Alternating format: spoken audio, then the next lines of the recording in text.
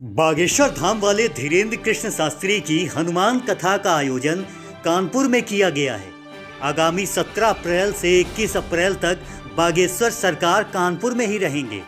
बागेश्वर धाम की कथा का आयोजन कहां पर किया गया है, खुद बागेश्वर सरकार कहां रुकेंगे, कब लगाएंगे दिव्य दरबार और भक्त कैसे पहुंचेंगे कथा स्थल तक, यह सब हम आपको बताएंगे। जानिए कानपुर में कहां पधारेंगे धीरेन्द्र कृष्ण शास्त्री। कानपुर महानगर से जुड़े कानपुर देहात जनपद के शिवली थाना अंतर्गत आने वाले रंजीतपुर गांव में गोपाल महाराज का पवन तनय आश्रम बना हुआ है। इसी आश्रम में नव सुसज्जित हो रहे भवन में धीरेन्द्र कृष्ण शास्त्री 16 अप्रैल की शाम को सड़क मार्ग से पधारेंगे। शास्त्री जी के साथ उनके सुरक्षा कर्मी भी होंगे, जिनके रुकने का प्रबंध भी संत निवास में ही किया गया है। इसी 2 मंजिला संत निवास के ऊपरी फ्लोर में धीरेन्द्र कृष्ण शास्त्री रुकेंगे।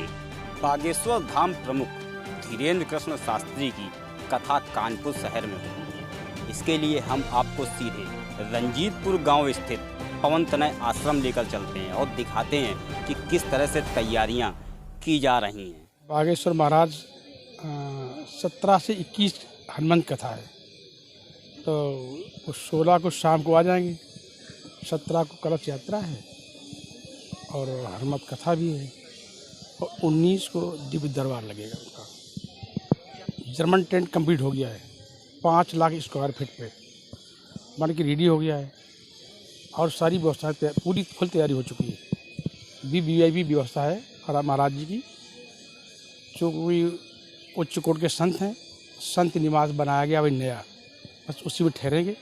50 लोगों की टीम उनकी होगी, कुछ लोग सुरक्षा गार्ड में हैं, तो सब 20-25 कमरे उनको दे दिए गए हैं।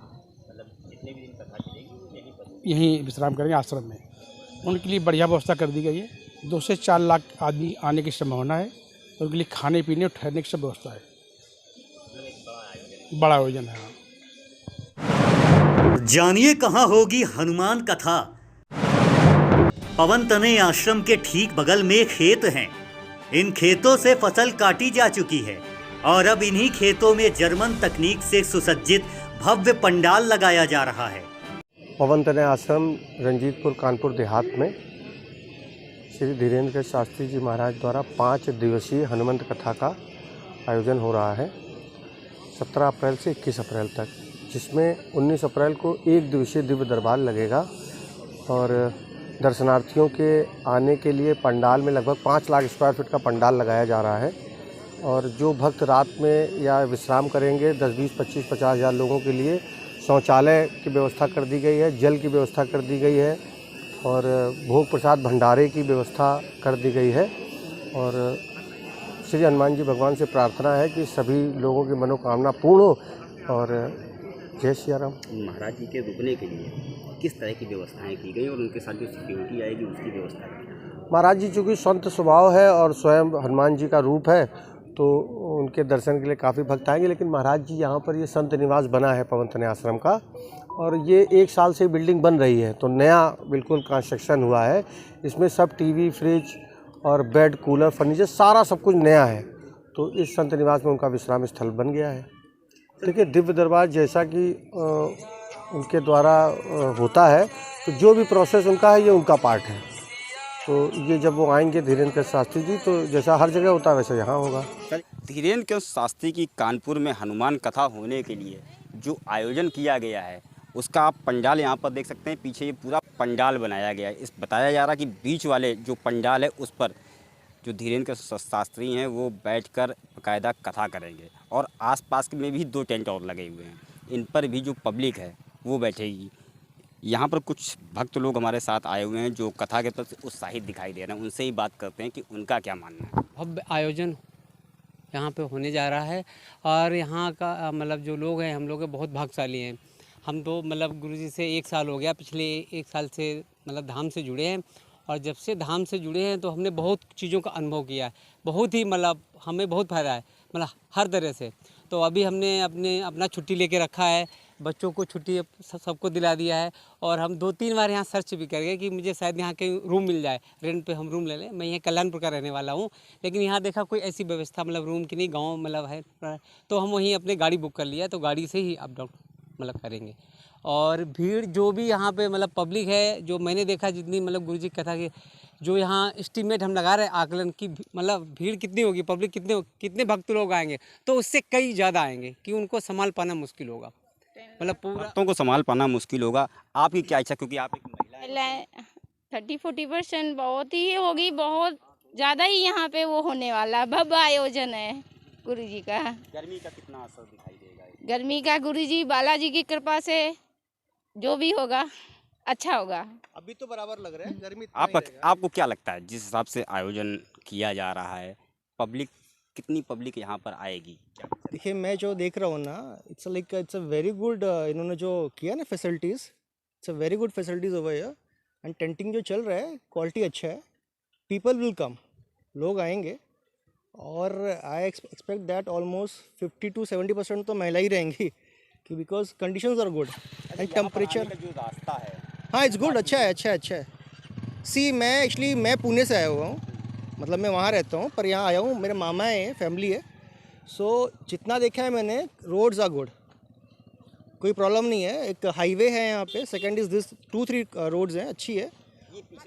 अब विशेष प्रोग्राम है जिसकी शोभा हम कहीं नहीं कर रहे हैं। जानिए कहां लगेगा पर्ची वाले शास्त्री जी का दिव्य दरबार।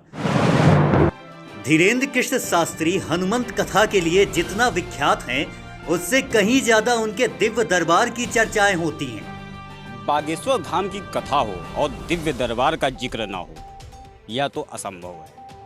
आज पूरे देश में बागेश्वर धाम के दिव्य दरबार की चर्चाएं जोरों पर हैं।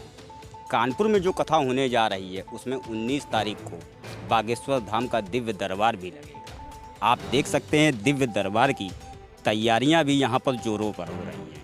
ये जो पंडाल बनाया गया है, ये इसी में दिव्य दरबार संचालित होगा और महाराज जी यहीं से बैठकर लोगों की पर्चियां बनाएंगे, या फिर यह कहें कि उनकी कुंडली बना देंगे, जिसके लिए वह स्वयं चर्चित हैं। मैं इस तरफ दिखाना चाहूँगा, ये पूरा एक देखिए, एक पूरा क्षेत्र बना हुआ है, इंटरलॉकिंग है और बाकायदा इसकी लिपाई की गई है, यानी गोबर और गेरू से इसको शुद्ध किया गया है।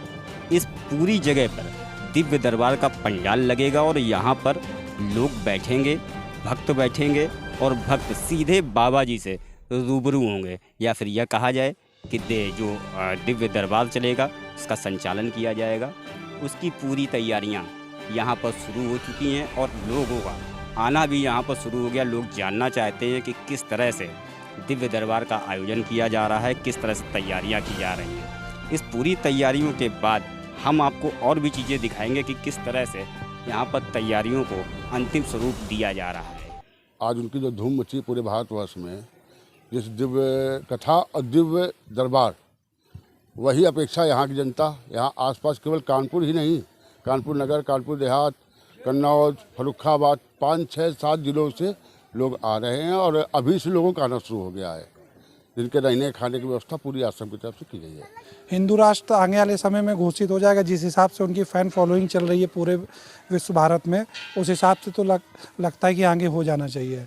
और यहाँ पर 17 से 21 वो यहाँ कथा का आयोजन हो रहा है और 5 लाख लोगों की बैठने की जर्मन पंडाल की व्यवस्था कर दी गई है। पूरी तैयारियाँ पूरी तरीके से हो चुकी हैं और यहाँ पर दिव्य दरबार 19 तारीख को लगना है और 8 बजे से जब तक उनकी इच्छा होगी प्रभु की, तब तक वो यहाँ दिव्य दरबार लगाएंगे। बाकी पूरी तैयारियाँ जोरों से चल रही हैं सब।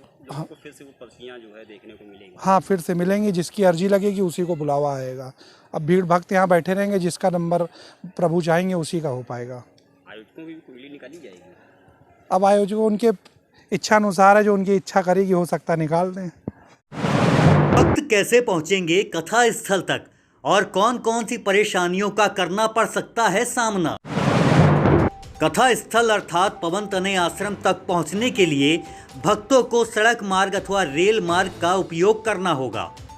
भक्त यदि रेल मार्ग से आना चाहते हैं तो उन्हें भाऊपुर रेलवे स्टेशन पर उतरना होगा और यहां से वह पैदल कथा स्थल तक पहुंच सकते हैं।